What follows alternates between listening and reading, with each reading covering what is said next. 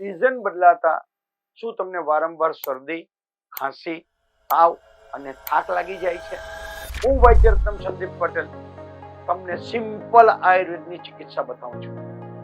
દિવસભર ગરમ ગરમ પાણી પીવું, રાત્રે સૂતી વખતે હલ્દી વાળું દૂધ પીવું, તુલસી અને અદરક વાળી ગરમ ગરમ ચા ધીરે ધીરે પીવી અને નાકની અંદર આનું તેલના ટીપા નાખવા. સિઝન દરમિયાન તમે માંદા ન પડશો, શરદી ન થશે, સ્વસ્થ મસ્ત અને નિરામય રહેશો.